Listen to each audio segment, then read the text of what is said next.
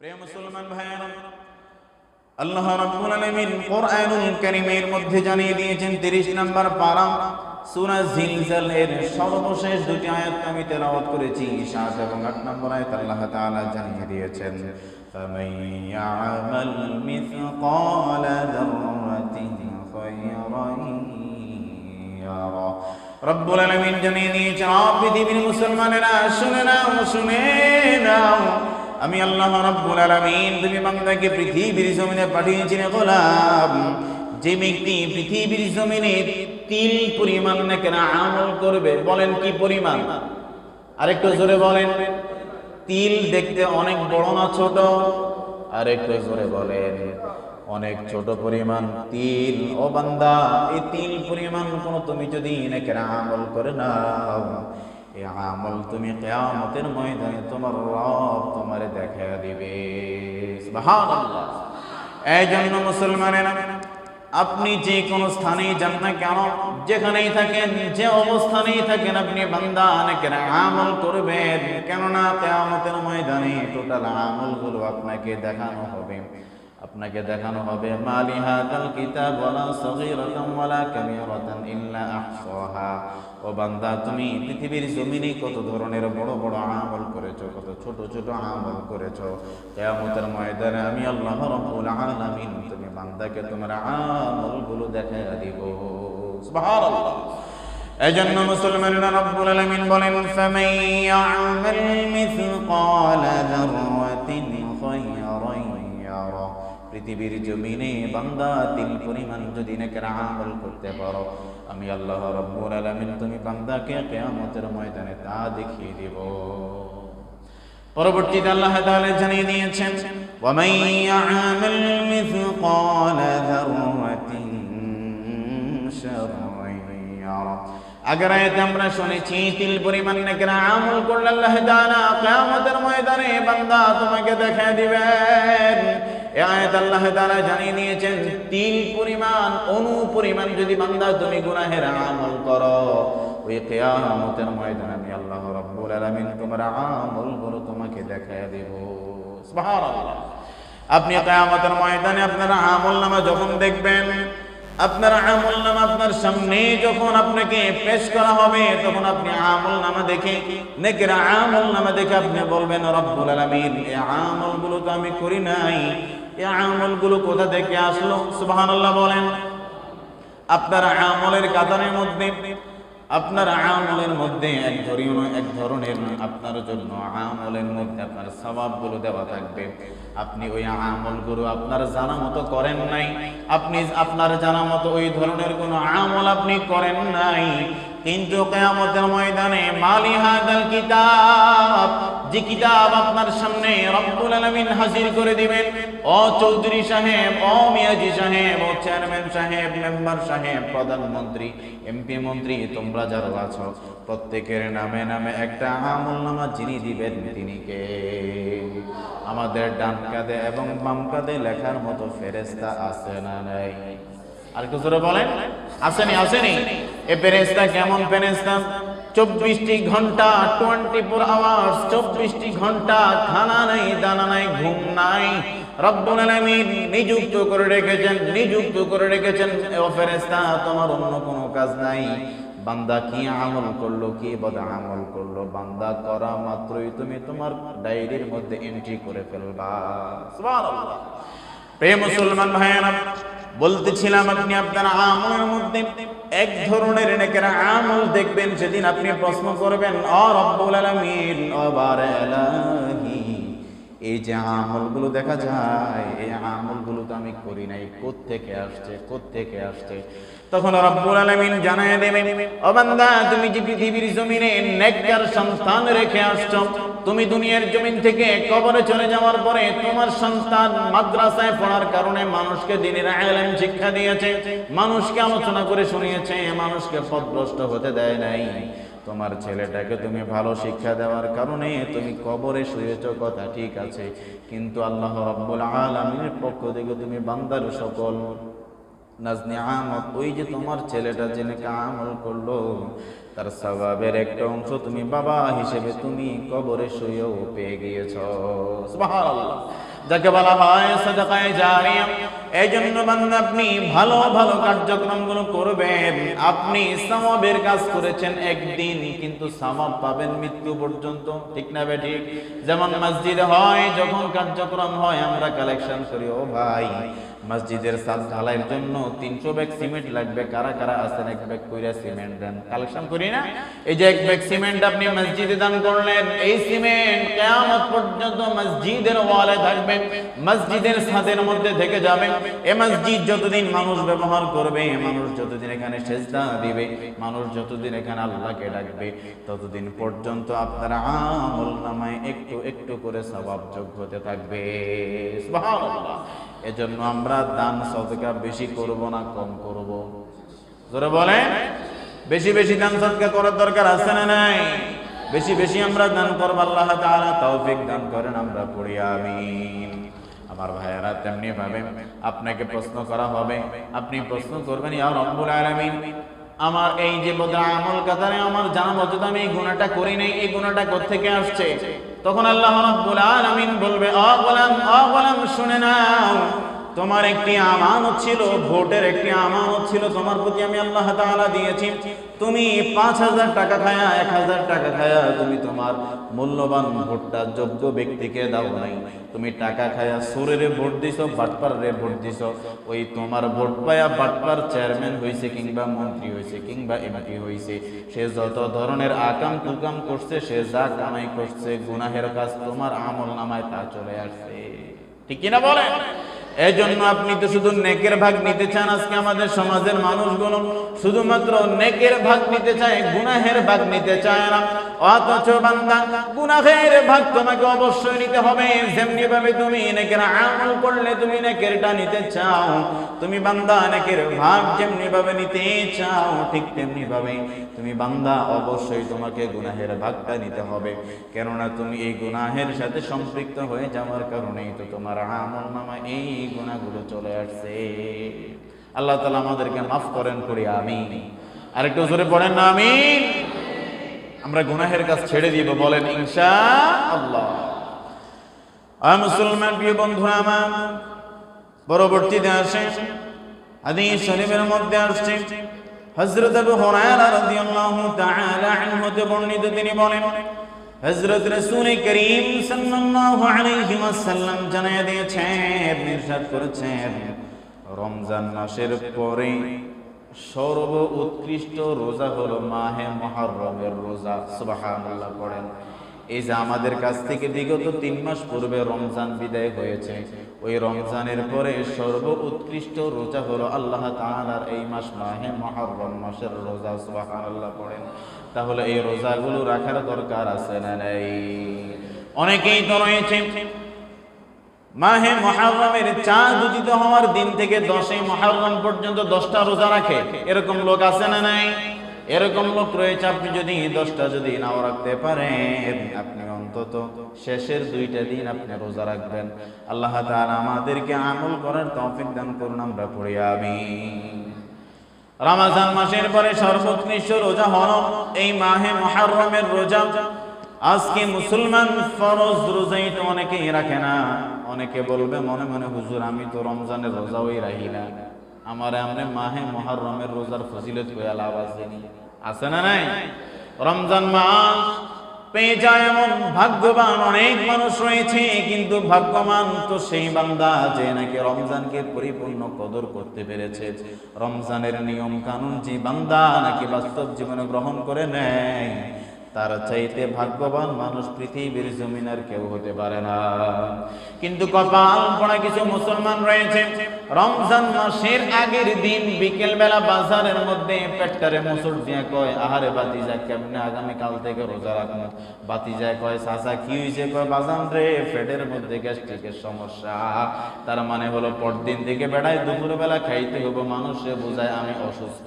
এ ধরনের সমাজের মধ্যে মানুষ আছে না? রোজা রাখবে না, এটা ভালো কথা, আপনি রাখবেন না আপনার বিষয়, কিন্তু মানুষের বুঝায় যে আমি তো অসুস্থ, রোজা রাখতে পারি না। আবার কিছু মানুষ এমন রয়েছে রমজানের দিনের বেলা 3 বার খাইয়া রোজাদারের সামনে যায়া বারবার মুখ থেকে থুতু ফেলে মানুষকে বুঝার বেলা তুই কি রোজা রাখছ, আমি ডাবল রোজা রাখছি, কথা কোন ঠিক কি না? এই হলো মুসলমানের চরিত্র।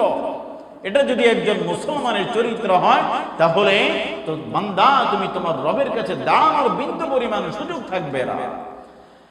একজন চেয়ারম্যানের সামনে কিংবা বিচারকের সামনে একজন অপরাধী যখন দাঁড়িয়ে যায় তখন সে বিন্দু পরিমাণ বিগলিত হয়ে যায়।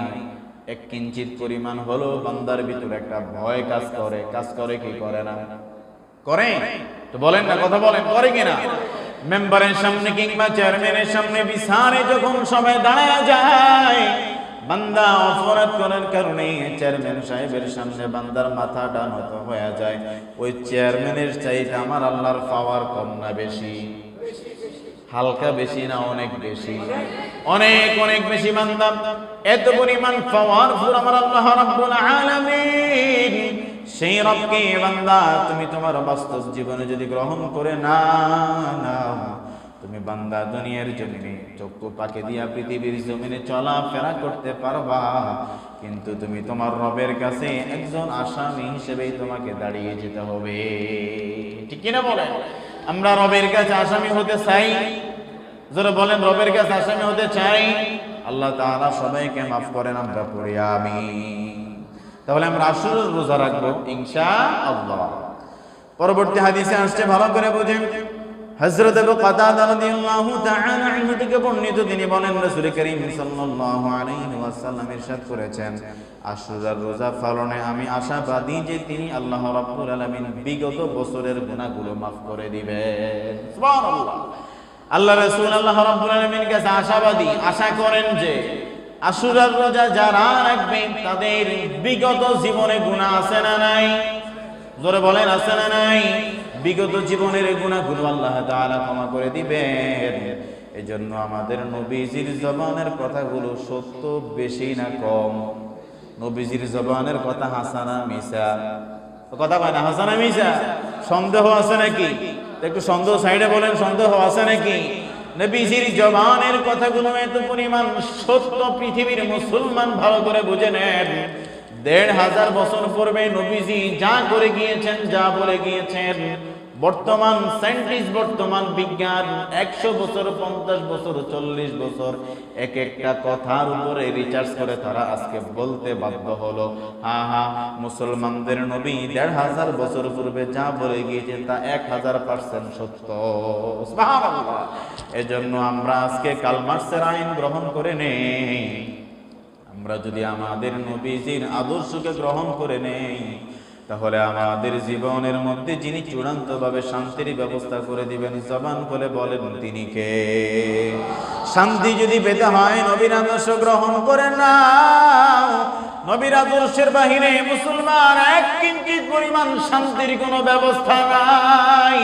এজন্য নবীর আদর্শ গ্রহণ করা দরকার, কম না বেশি? জোরে বলেন, কম না বেশি?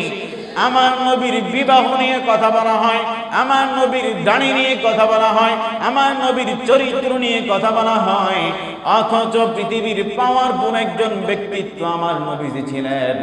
আমার নবীজির বিরুদ্ধে যারা কথা বলে তারা হলো জারজ সন্তান। কথা বলেন ঠিক কিনা? নবীর অপমান আমরা সহ্য করতে পারি না, ঠিক কিনা বলেন? যারা আজকে নবীর বিরুদ্ধে কথা বলেন, যারা আজকে আমার নবীর বিরুদ্ধে কথা বলে, রে ভাই আপনি তালাশ করে দেখেন, আল্লাহ রাব্বুল আলামিন কোরআনুল কারীমের মধ্যে জানায় দিলেন তারা হলো জারজ সন্তান, তারা জারজ সন্তান। আমার নবীর পক্ষে আমি কথা বলবো, আমি মুসলমান। আমার নবীর বিরুদ্ধে আমার জবানের এক ইঞ্চি পরিমাণ ভুল হয়েও যেন নবীর বিরুদ্ধে কথা না চলে যায়, তাহলে আপনার ঈমান আছে না গেছে? কথা কন, ঈমান আছে না গেছে? শুধু কি গেছে, পুরাটাই গেছে। কথা কন ঠিক কিরা? এজন্য আমার নবীর অপমান আমরা সহ্য করতে পারি না। প্রিয় মুসলমান ভাইয়েরা, তাহলে প্রিয় নবীজি আশাবাদী ছিলেন যে বান্দা নাকি আশুরার এই মাসে, মুহররমের এই মাসে রোজা রাখবে। আল্লাহর নবীজি আশা করতেছেন, আমি আশাবাদী আল্লাহ তাআলা পূর্বের বিগতের 1 বছরের গুনাহগুলো আল্লাহ তাআলা মাফ করে দিবে। তাহলে এই যে আশুরার এই রোজাগুলো আমাদের রাখার দরকার আছে না নাই? আমরা রাখবো ইনশাআল্লাহ। প্রিয় মুসলমান ভাইরা, হযরত ইবনে আব্বাস রাদিয়াল্লাহু তাআলা আনহু থেকে বর্ণিত, তিনি বলেন রাসূল করিম সাল্লাল্লাহু আলাইহি ওয়াসাল্লাম ইরশাদ করেছেন, তোমরা 9 ও 10 মুহররম রোজা পালন করো, ইহুদিদের বিরোধিতা করো।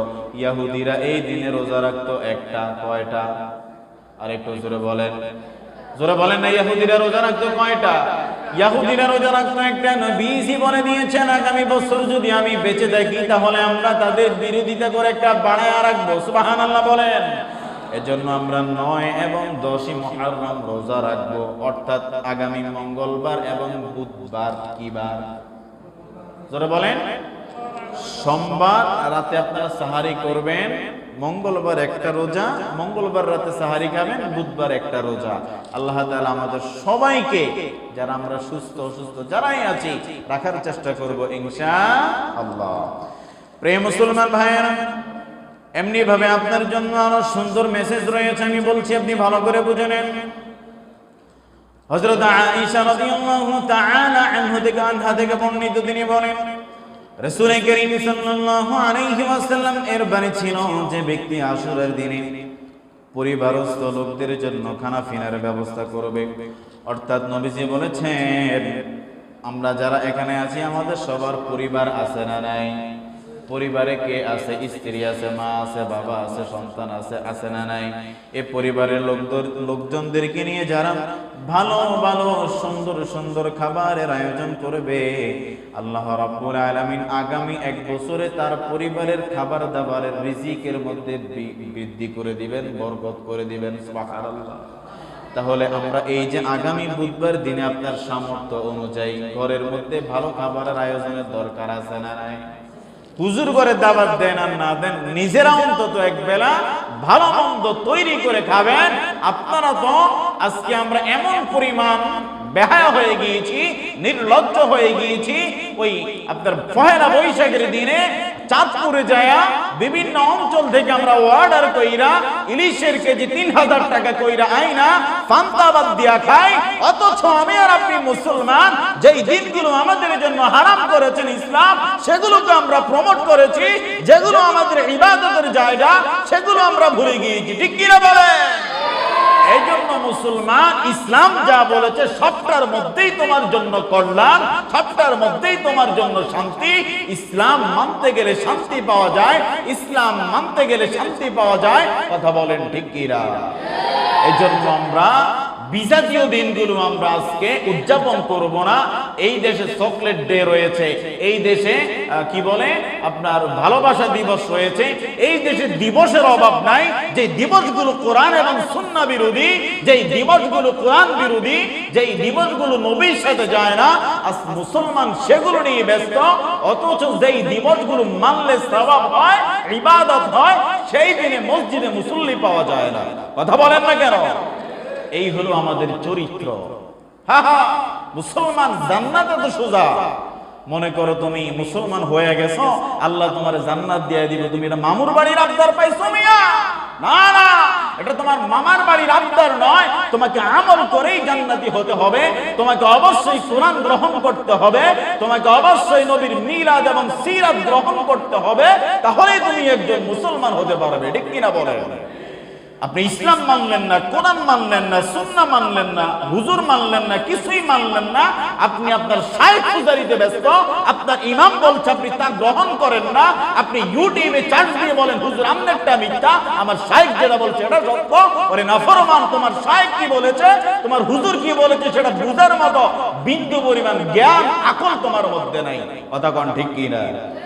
এজন্য মুসলমানেরা, আমরা অনেক সময় আলোচনা করলে অনেকে জাস্টিফাই করে, আরে হুজুর আপনি কইছেন, আপনার কথাটা তো ভালো লাগলো না, আপনি কেমনে কথা কয়? আর ইউটিউবের মধ্যে আমি সার্চ দিছি, রে মাশাআল্লাহ কত সুন্দর কথা কয়, এবারটার কথা না বালা। আরে এই ভালো ভালো 2-4টা কথা বলেই তো আপনার ঈমান হরণ করতেছে। কথা কম না কেন? এজন্য আপনাকে বুঝতে হবে, আপনি আকীদায় বিশ্বাসী হতে হবে। আপনি যেই দরবারে মুরিদ হন, কোনো বাধা নাই, যেন মন চায় সেখানেই যান, কোনো বাধা নাই। কিন্তু ইসলামের বিরুদ্ধে, নবীর হাদিসের বিরুদ্ধে এক কিঞ্চিত পরিমাণ আপনি কলম ধরতে পারেন না, আপনি মুরতাদ হয়ে মরতে হবে। কথা কোন ঠিক কি না? এজন্য মুসলমানেরা যতদিন বাঁচবো কোরআন নিয়ে বাঁচবো, নবীর হাদিস নিয়ে বাঁচবো। আমাদের জীবনে যিনি শান্তি ঢেলে দিবেন তিনি কে? প্রিয় মুসলমান ভাইয়েরা, তাহলে বলা হলো যদি আপনি আশুরার এই দিনে ভালো মন্দ খাবারের আয়োজন করেন, আল্লাহ তাআলা আপনাকে গোটা বছর ভালো ভালো খাবারের ব্যবস্থা করে দিবেন। নবীজির একজন সাহাবী হযরত সুফিয়ান বিন ইয়াইনা রাদিয়াল্লাহু তাআলা আনহু বর্ণনা করেন, নবীজি যে কথাটা বলেছেন, আমি আমার নিজের জীবনে 50টি বছর এই আমল করেছি। কয় বছর? কথা কয় না, কয় বছর? নবীজি হাদিস বর্ণনা করছে, নবীর সাহাবী শুনছে, শুননা কয় বছর আমল করছে? 50টি বছর আমল করেছেন। আমরা যখন কোন মুসল্লিকে বলি, ও ভাই আপনি আউয়াবিন পড়েন, 40 দিন পড়লে একটা রেজাল্ট পাবেন, বেটা 5 দিন আর 6 দিন পুইরা কয় হুজুর কয় আমার বিপদে আরো বাড়ছে, বিপদ তো কমে না। এজন্য মুসলমান নবীর সাহাবী 50টা বছর আমল করেছে। তিনি বলেছে, হাদিসের শেষের অংশে এসেছে 50টি বছর তিনি আমল করার পরে তিনি এই কথা বলেছেন, আমি 50টি বছর নবীর জমানের নুরানি কথাগুলো শুনে শুনে আমল করেছি রে ভাই। 50টি বছর আমার রিজিকের মধ্যে আল্লাহ তাআলা এত পরিমাণ বরকত দিয়েছে যা আমি ইতিপূর্বে পাই নাই। সুতরাং বান্দা, তোমার জীবনের প্রতিটি আশুরাতে এই আমলগুলো করার দরকার আছে না নাই? আশুরার এই দিনে আপনি ভালো মন্দ খাবার আয়োজন করবেন এই বিশ্বাস রেখে যে আমার নূর নবীজির জবানে কথা মিথ্যা হতে পারে। কথা কন না কেন? নূর নবীজির জবানে কথা মিথ্যা হতে পারে না। নবীর জবানে কথা সত্য, পৃথিবীর সব মিথ্যা হয়ে যাবে, আমার নবীর জবানের এক কিঞ্চিত পরিমাণ কথা মিথ্যা হওয়ার কোনো সুযোগ নাই। কথা কি বুঝলেন? আমার কথা কি বুঝছেন? নবীর জবানের কথা মিথ্যা হওয়ার কোনো সুযোগ নাই। নবীজির ঘাম মোবারক, কি মোবারক?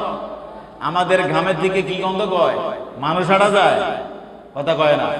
আপনার যে ঘাম বের হয় রাত্রে বেলা, যদি ফ্রেশ না হয়ে ওয়াইফের কাছে যান কিংবা বাচ্চারে কোলে নেন, বাচ্চা কই বাবা তোমার কাছে গন্ধ কয়, কয় না? কথা বলেন, বলে কি না? স্ত্রী বলে যাও একটু পারফিউম মেখে আসো বা গোসল করে আসো। কিন্তু আমার নবীজির শরীরের ঘাম মোবারক গুলো পর্যন্ত সাহাবায়ে কেরামরা কাঁচা কাঁচা শিশির মধ্যে ঢুকায় নিত, তা মেশকে আম্বর চাইতেও বেশি সুঘ্রাণ ছিল। সুবহানাল্লাহ বলেন।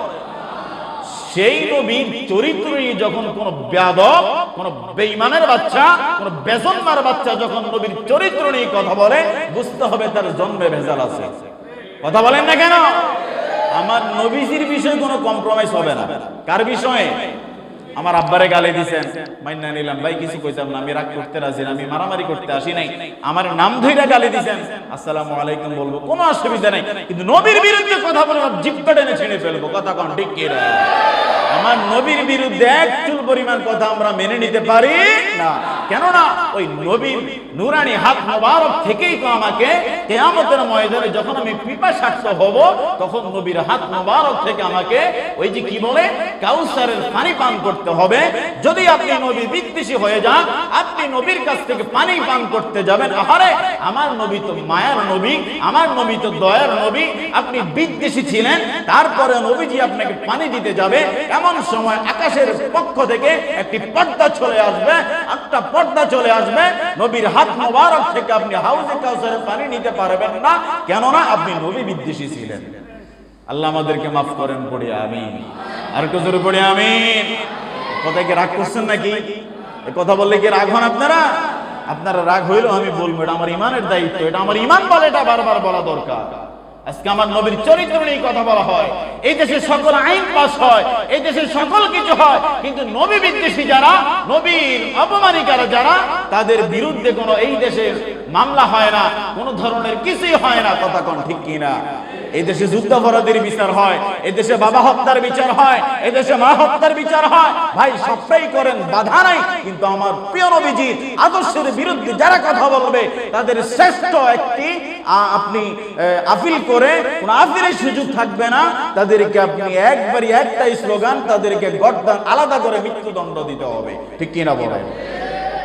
সকল আইন এই দেশে পাস হয়, নারী নির্যাতনের আইন পাস হয়, কিন্তু পুরুষ নির্যাতন ঘরে ঘরে হচ্ছে, এই আইন পাস নাই এই দেশে। কথা কন না, আছে না? নাই এই দেশে শুধু নারী নির্যাতন, নারীরা নির্যাতন না করলেও বেডি যায় কান্দা ছিড়া ওই ব্লাউজটা কিংবা আপনার রাগ করবেন না, বাস্তবতা বলছি, ওড়নাটা একটু ছেড়া নিজে নিজে ছিনা ওসি স্যারের কাছে মাশাআল্লাহ দিলে কান্দা কাড়া এমন ভাবে কইছে, ওসি স্যারের মনে হয় যেন এই বেডির বাপ সাজ্জা এমন মিলে মামলা লেখছে, ওই বেড়ার 14 গোষ্ঠী বাড়ি জোড়ার সুযোগ নাই। কথা কয় না? কথা কয় না? অথচ এই বেড়ায় সারাটা দিন বাহিরে কার্যক্রম কইরা যখন ঘরে আসে, এই বেড়ির জ্বালায় এই বেড়া এক গ্লাস পানি পর্যন্ত খাইতে পারে না। এমন ধরনের কিছু নাফরমান মার্কা মহিলা আছে না নাই? কথা কোন আছে না? আজকে হুজুরের ওয়াজ হইন না, দেখবেন বাড়িতে গেলে কি অবস্থা হয়। মাইকে যাইতে আছে না, দেখবেন অবস্থাটা কি হয়। কেন ঠিক কইছেন তো, বাইক গেলে ঢিং বাইক। আল্লাহ হেফাজত করুক, পড়ে আমি আর একটু জোরে পড়ে আমি। বুড়াকে কোনো টেনশন নাই, সব টেনশন জোয়ান গো। ঠিক কইছো না? আজকে আইও ভাত খেতে আইও। আমার ভাইয়েরা, আরেকটি কথা আমি বলে মাইক ছেড়ে দিচ্ছি। আমাদের এই যে মাদ্রাসা এবং মসজিদ, এটার আঙ্গিনা পবিত্র রাখার দায়িত্ব কার? কথা কন। আল্লাহ না আমাদের? আমরা তো কিছু লেগে আল্লাহর উপরে ছাড়ি দিই, আমরা কিছু করানো লাগবে না। এই যে মসজিদের আঙ্গিনাটা, এই যে মাঠ, এই যে মাদ্রাসা, এই যে মসজিদ, এই আঙ্গিনা পবিত্র রাখার দরকার আছে না? গরুর গোবর, গরুর বিষ্ঠা কিংবা ছাগলের বিষ্ঠা, এগুলোকে হালাল না হারাম? পাক না পবিত্র না অপবিত্র? কথা কন না। পাক না পাক? না পাক। আপনারা কইছেন, আমি কই না, ফতু আপনারা দিছেন, আমি জিজ্ঞেসি। এখন আপনারা যারা আজকেও সকালে মাদ্রাসার গেট বরাবর একজন ভদ্র মহিলা, আমি দেখি না, আমার টিচাররা দেখেছে যে আইসা এখানে গরুটা বেঁধে গেছে। এখন আপনি বলেন, এই যে গরু চললো কিংবা সেখানে বিষ্ঠা করলো, এটা আমার বাচ্চারা পড়াবে, তারা কোরআন শরীফ পড়বে, এটা কি খুব সুন্দর দেখা যায়? কথা বলেন না কেন? সুন্দর দেখা যায়? সুন্দর দেখা যায় না। আপনারা বলছেন, তাহলে দয়া করে মাইকের আওয়াজ সবাই শুনতেছেন, আপনারা সবাই পবিত্র মানুষ, ভালো মানুষ, আমার মন বলছে আপনারা দয়া করে আপনাদের যে প্রতিবেশী যারা গরু লালন পালন করেন, অসুবিধা তো নাই, গরু তো পালন করতে হবে, আপনারা পালন করেন দেখে তো আমরা খাইতে পারি। কথা কয় না? আপনারা পালন না করলে আমরা খামো করতে, পালন করেন, অসুবিধা, আরো 3টা করেন, অসুবিধা নাই, কিন্তু একটা সুন্দর জায়গা নির্বাচন করে আপনি করেন, যাতে মসজিদ এবং মাদ্রাসার ক্ষতি না হয়। মসজিদ মাদ্রাসার যদি পবিত্রতার ঘাটতি হয়, এটার জন্য যত ধরনের গুনাহ হবে, যত কিছু হবে, আপনাকে দায়ভার নিতে হবে। কথা কোন ঠিক কিনা? তাহলে আমার মা বোন ভাই বাবা যারা আছেন, মসজিদের মাঠে গরু আপনারা চড়ান, দয়া করে আমি বিনয়ের সাথে বলছি, আপনারা এখানে আর গরু বাঁধবেন না। এই মসজিদ এবং মাদ্রাসার কমিটি যারা আছেন, আপনাদের উপর আমি দায়িত্ব ছেড়ে দিলাম, আপনারা একটু বলবেন ইনশাআল্লাহ। আল্লাহ তাআলা আমাদেরকে হেফাজত করুক, আল্লাহ তাআলা আমাদেরকে মাফ করুক। আমরা পড়ি আমিন। আর একটু জোরে পড়ি আমিন। আলোচনার শুরু থেকে শেষ পর্যন্ত যতগুলো কথা বললাম, কারো মনে কোনো কষ্ট আসেনি? এরকম কথা ইনশাআল্লাহ সামনে বলা যাইবো তো? পরীক্ষা বা চাকরি টাকরি যাইবো কিনি? চাকরি গেলে জায়গা, কিন্তু কথা কইতে হইব। কথা কর, কথা বলেন, কথা বলেন।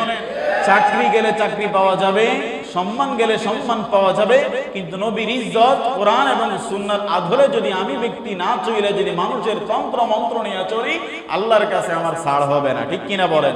এই জন্য আপনারা ভালো বলেন বা খারাপ বলেন, আমার আল্লাহর কাছে আমাকে বেঁচে যাওয়ার জন্য আমাকে হক কথা বলতেই হবে। আল্লাহ তাআলা সবাইকে কবুল করেন, পড়ে আমিন। আর আপনাদের কাছে আমার বিনতি, একটু অনুরোধ থাকবে, সপ্তাহে একদিন শুক্রবার আসে, আপনারা শুক্রবার দিনে সকল কার্যক্রম একটু আর্লি তাড়াতাড়ি করে সেরে ফেলবেন। সূরা কাহাফের আমলটা করবেন। যদি পড়তে না পারেন, ইউটিউবে সূরা কাহাফের ডজনে তেলাওয়াত আছে, আপনি সূরা কাহাফের তেলাওয়াতটা শুনে ওযু করে দুরূদ শরীফ পড়তে মসজিদের সামনের কাতারে এসে বসবেন। আজানের আগেই এই সামনের কাতারের অনেক মর্তবা, সামনের কাতারে অনেক গুরুত্ব, কিন্তু আজকে দেখা যায় সবার আগে এসে পিছনের কাতারে